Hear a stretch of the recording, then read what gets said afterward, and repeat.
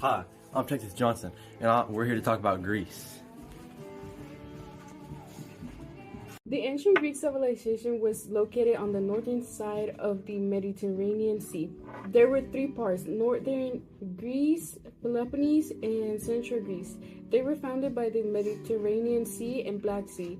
The center of this civilization was Athens. So, now that we know where we are at, I'm going to tell you about the people who lived in ancient Greece. In ancient Greece, people used to speak Greek. Now it is called ancient Greek. The language was spoken from 1500 BC to 300 BC. The language was spoken by Attic, Ionic, and Ionic people, and more. It was spoken for about 3,000 years. The language is not dead. It was turned into a modern language that is much different from ancient Greek. The new mixed language is called Indo-European. Some words like chaos, atlas, music, and much, much more come from ancient Greek. I hope you all have had a great time hearing about the ancient Greece so far, but I'm sure you're wondering who was leading up to the people of ancient Greece. So let's go learn about it. Yeehaw! There were lots of great leaders in ancient Greece, but here are the three most important. Let's start off with a classic, Alexander the Great. Alexander the Great learned how to read and write from a young age, which was uncommon at the time. He became king in 336 BC, and he conquered the Eastern Mediterranean in a remarkably short period. Another great leader was Pericles. Pericles was a notable leader in Greece. He helped build the Parthenon and with other artistic achievements. Pericles also helped Greece move to a democracy. He then became the head politician for Greece. Now let's end with one more amazing leader, Hippocrates. Hippocrates was born in 460 BC. He mainly advanced Greece in the medical area, being the first to describe many diseases.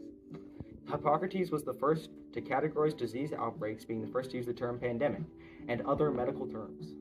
Religion was super important to Greece, so let's learn about some important gods that they worshipped. Let's start with the most well-known Greek god, Zeus. Zeus is the king of Olympus. He is also the god of sky and thunder. He was the last-born child to the Titans Cronus and Rhea. He and his siblings were to be swallowed by their father, but he escaped it. Zeus had been with many goddesses and mortal women. However, he was married to his sister Hera. Hera is the god of marriage and monogamy. Next, we have Poseidon. Poseidon was the god of the sea. He also is the son of Cronus and Rhea and was swallowed by his father along with all of his other siblings until his brother Zeus saved them alongside himself. He, Hades, and Zeus drew straws to decide what they ruled after the Titans were defeated. He drew seas, Hades drew the underworld, and Zeus the skies. He was married to Aphrodite, of which he had 4 children. Let's learn about one more super awesome Greek god, Hera. Hera is the goddess of marriage and monogamy. She was married to Zeus, who was also her brother, and she was often known to be vengeful towards her husband's many lovers and children. However, despite her husband's infidelity, she stayed loyal and stuck to her role as wife and mother of 4.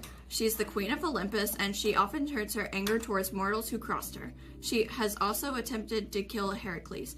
She could give mortals fertility and also curses. That's all the gods we have time for, but just know there are a lot of other gods that they worshipped. Let's talk a bit about the culture in Greece. This is important because of how big of an impact the culture has on our modern society. Some of Greece's biggest achievements were in art and architecture. They learned how to have ideal proportions in paintings, and they were also famous for making columns that were used in the Parthenon. They also had a lot of mathematical achievements. This included discovering the earth was round, making catapults, and working on levers and pulleys. One more thing Greece did that we still use today is music and literature. The Greeks developed choral music and string instruments like the lyre and the flute. They also were quite famous for playwrights and the play they would watch in amphitheaters. A lot about Greece, but it's time to wrap up, so let's review real quick with a general timeline. In around 800 BC, Greece was founded. In 776 BC, the first Olympics was held. In 1490 BC, the Greeks defeated the Persians in the Mediterranean battle. In 431 BC, the war between Athens and Sparta occurred. And in 455 BC, the empire fell.